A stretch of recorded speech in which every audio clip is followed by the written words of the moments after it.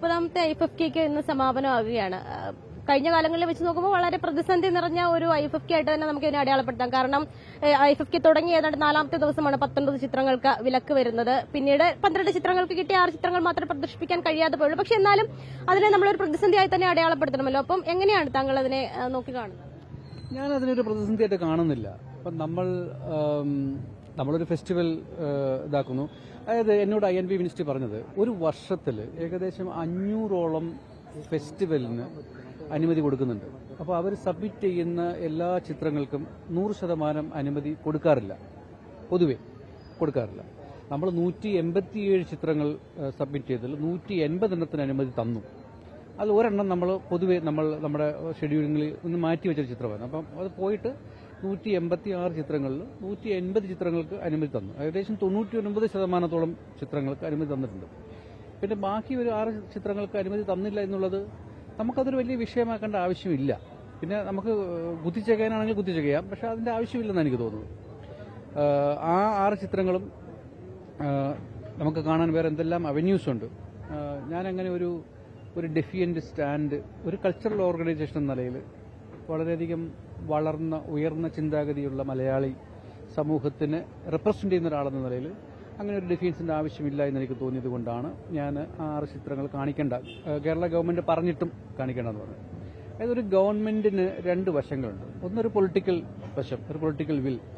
ആ പൊളിറ്റിക്കൽ വില്ല് നമ്മളോടൊപ്പം നിന്നതുകൊണ്ടാണ് 19 ചിത്രങ്ങൾ മാറ്റിവെച്ചപ്പോഴും ഒറ്റ രാത്രി കൊണ്ട് 12 ചിത്രങ്ങൾ ക്ലിയറായി കിട്ടിയത്. പിന്നെ ഒരു അഡ്മിനിസ്ട്രേറ്റീവ് വശമുണ്ട്. അഡ്മിനിസ്ട്രേറ്റീവ് വശം എന്ന് പറയുന്നത് ഉദ്യോഗ തലത്തിലുള്ള കാര്യങ്ങളാണ്. അപ്പോൾ ഈ മേള നടത്തി എന്നുള്ള ഒരൊറ്റ കുറ്റം കൊണ്ട് കുറെ ഉദ്യോഗസ്ഥർ പ്രോസിക്യൂഷൻ നേരിടുന്ന ഒരു അവസ്ഥാവിശേഷത്തിലേക്ക് കൊണ്ടെത്തിക്കാൻ ഞാൻ താല്പര്യപ്പെടുന്നില്ല. എന്റെ ചെയർമാൻഷിപ്പിൽ ഞാൻ താല്പര്യപ്പെടുന്നില്ല. അപ്പോൾ അങ്ങനെയുള്ള അവസ്ഥാവിശേഷങ്ങൾക്ക് പോകേണ്ട ആവശ്യമില്ലല്ലോ നമുക്ക്. ഇപ്പം ഇന്ത്യൻ സിനിമകൾ പല രാജ്യങ്ങളിലും പല കാരണങ്ങൾ കൊണ്ടും കാണിക്കാതെ പോകുന്നുണ്ട്, ഇല്ലേ?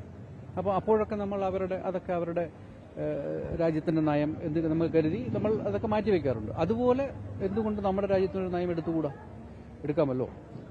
നമുക്ക് ഒരു ഡെമോക്രസി, നമുക്ക് ഡിസെന്റ് വേണം, ഡിസെന്റ് വോയിസസ് വേണം. നമ്മൾ പറഞ്ഞു, വളരെ കൃത്യമായി പറഞ്ഞു. Kerala will show those films എന്ന് നമ്മൾ വളരെ കൃത്യമായ ഡിസെന്റ് പറഞ്ഞു. അത് അവർ ഉൾക്കൊള്ളുകയും ചെയ്തു. അവർ അനുമതി തന്നില്ലെങ്കിൽ നമ്മൾ സിനിമ കാണിക്കും എന്ന ഒരു ബോധ്യവും അവർക്കുണ്ടായിട്ടുണ്ട്. അപ്പം അതാണ് ഒരു ബ്യൂട്ടിഫുൾ ആസ്പെക്ട് ഓഫ് ഡെമോക്രസി. അപ്പം അത് വെച്ചിട്ട് നമ്മളൊരു രാജ്യത്തിന്റെ പൊതു താല്പര്യങ്ങൾക്ക് പുറത്തു നിൽക്കാൻ ഒരു സർക്കാർ ഓർഗനൈസേഷൻ എന്ന നിലയിൽ നമുക്ക് പറ്റില്ല. അത് നമ്മുടെ ലിമിറ്റേഷൻ ആണെന്ന് കൂട്ടിക്കോളൂ. ഇതൊരു പ്രൈവറ്റ് എന്റർപ്രൈസസ് അല്ല. അതുകൊണ്ട് നിങ്ങൾ അക്കാര്യത്തിൽ ഇനി അധികം ചർച്ചാ വിഷയങ്ങൾ ഉണ്ടാക്കാതെ അത് മാറ്റിവെക്കണം എന്നാണ് എന്റെ ഒരു ദയവായുള്ള നിങ്ങളോടുള്ള അപേക്ഷ. അതിലെന്തെങ്കിലും പാങ്കതകൾ വന്നിട്ടുണ്ടെങ്കിൽ അതിന്റെ ഉത്തരവാദിത്വം ഞാൻ സ്വയം ഏറ്റെടുക്കുന്നു.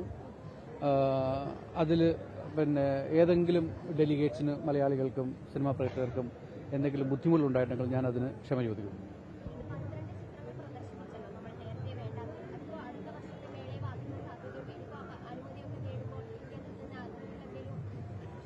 ഇപ്പൊ ഈ പിന്നെ കാണിക്കാൻ പറ്റില്ല എന്ന് പറഞ്ഞ 6 ചിത്രങ്ങൾ ഒരു ചിത്രം ഇഫി തന്നെ കാണിച്ചിട്ടുണ്ട്. അപ്പൊ അതിനെല്ലാം മറ്റു പല കാരണങ്ങൾ ഉണ്ടെന്ന് കൂട്ടിക്കോളൂ. നമ്മൾ അത് സർവീസും ആയിട്ടും സർവീസ് റൂൾസും ഒക്കെ ആയിട്ട് ബന്ധപ്പെട്ടുള്ള കാര്യങ്ങളാണ്. നമ്മളൊരു സർക്കാർ ഓർഗനൈസേഷൻ ആകുമ്പോഴേ ചില പരിമിതികളുണ്ട്, അത് നിങ്ങൾ മനസ്സിലാക്കാം. ആവിഷ്കാര സ്വാതന്ത്ര്യത്തിന് മേലുള്ള ഒരു കടന്നുകയറ്റം എന്ന തരത്തിലാണ് അത് അടയാളപ്പെടുത്തപ്പെട്ടത്. ഇവിടെ നമ്മൾ IFFKയിൽ തന്നെ അത്തരം പ്രതിഷേധങ്ങളടക്കം കണ്ട ഡെലിഗേറ്റുകളുടെ ഭാഗത്തു നിന്ന് പോലും അത്തരം സിനിമകൾ കാണണമെന്ന ആഗ്രഹവുമായി വന്നവരുണ്ട്. അപ്പോൾ അവർ പോലും പറഞ്ഞത് ഇപ്പം മാധ്യമങ്ങളുടെ അഭിപ്രായം എന്നതിനപ്പുറത്തേക്ക് പലരും അടയാളപ്പെടുത്തിയത് തന്നെ അങ്ങനെയാണ്. അതുകൊണ്ടാണ് വീണ്ടും വീണ്ടും അതേ ചോദ്യങ്ങൾ തന്നെ ആവർത്തിച്ച് ചോദിച്ചത്. അത് ആവിഷ്കാര സ്വാതന്ത്ര്യം പറ്റിയിട്ട്, ഫ്രീഡം ഓഫ് സ്പീച്ചിനെ പറ്റിയിട്ട് വളരെ വളരെ ഫേമസ് ആയ ഒരു ഡിക്റ്റം ഉണ്ട്. You can swell your walking stick in a busy street, but you don't have the right to hit somebody else's nose. നമുക്ക് വടി ചുഴറ്റാം, മറ്റുള്ളവന്റെ മൂക്കിൽ തട്ടരുത്. അതാണ് ഫ്രീഡം ഓഫ് സ്പീച്ച്. അവസാന ദിവസമാണല്ലോ, ഒരുക്കങ്ങൾ എല്ലാം ഇന്നിപ്പോ ലാസ്റ്റ് ഡേ ആണല്ലോ. അപ്പം വൈകുന്നേരം 6 മണിക്ക് സമാപന സമ്മേളനം നടക്കാതിരിക്കണം. ഒരുക്കങ്ങളെല്ലാം പൂർത്തിയായിട്ടുണ്ടോ? ഒരുക്കങ്ങളെല്ലാം നടക്കുന്നു. അതിനൊക്കെയുള്ള ഒരു റോബസ്റ്റ് സ്ട്രക്ചർ എനിക്ക് മുന്ന് ഉണ്ടായിരുന്ന ചെയർമാനുകൾ സ്ട്രക്ചർ ഉണ്ടാക്കിയിട്ടുണ്ട്. ആ സ്ട്രക്ചർ അനുസരിച്ച് കാര്യങ്ങൾ പോകുന്നു. എനിക്കതിനകത്ത് ഒരുപാട് കൈയിട്ട് വരേണ്ട ആവശ്യമില്ല. പിന്നെ ഞാൻ ഒരു ജോയിൻ ചെയ്തിട്ട് അധികം നാളായില്ല. It's just only 3 weeks 4 weeks and I was not here most of the time. I am a working professional. അപ്പം എന്നെ ഒരു വർക്കിംഗ് പ്രൊഫഷണലെ ഒരു ചെയർമാൻ ആക്കുമ്പോൾ അതിൻ്റെതായ ബുദ്ധിമുട്ടുകളുണ്ടാക്കും എന്ന് കേരള ഗവൺമെന്റിന് അറിയാമായിരുന്നു. അതൊക്കെ അറിഞ്ഞുകൊണ്ടും അതൊക്കെ പിന്നെ അംഗീകരിച്ചുകൊണ്ടാണ് എന്നെ ഇതിൽ ചെയർമാൻ ആക്കിയത്. അപ്പോൾ അതിനപ്പുറം അവരെന്തെങ്കിലും കണ്ടിട്ടുണ്ടാവും. നമുക്ക് let's wait and watch. Okay, what I am allowed to contribute, let's wait and watch. Let's hope for 31st edition of the festival. Okay, and I'll be here. I'm promising you I'll be here throughout.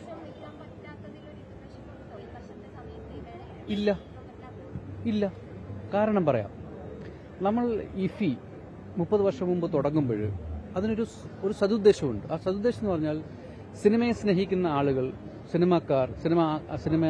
സിനിമക്കാരാകാൻ ആഗ്രഹിക്കുന്ന ആളുകളെ വളർത്തിയെടുക്കുക, അതിനുള്ളൊരു atmosphere ഉണ്ടാക്കിയെടുക്കുക എന്നുള്ളതാണ്. ലോക സിനിമയെ പരിചയപ്പെടുത്തുക എന്നുള്ളതാണ്. അങ്ങനെ സതുദ്ദേശപരമായ ഒരു ഫെസ്റ്റിവൽ എന്നെപ്പോലുള്ളൊരു വർക്കിംഗ് പ്രൊഫഷണലിനോട് നിങ്ങൾ വർക്ക് ചെയ്യേണ്ട, ഇവിടെ വന്ന് ഫെസ്റ്റിവൽ നടത്തുമെന്ന് പറയുന്നത് ശരിയാണോ? അതൊരു ഫെസ്റ്റിവലിന്റെ തത്വത്തിനനുസരിച്ചൊരു നിലപാടാണോ? അത്രയേ കേരള ഗവൺമെന്റ് ചെയ്തിട്ടുള്ളൂ, അത്രയേ ഇഫ്കെ ചെയ്തിട്ടുള്ളൂ. അതിനെ അംഗീകരിക്കൂ. They didn't do anything wrong.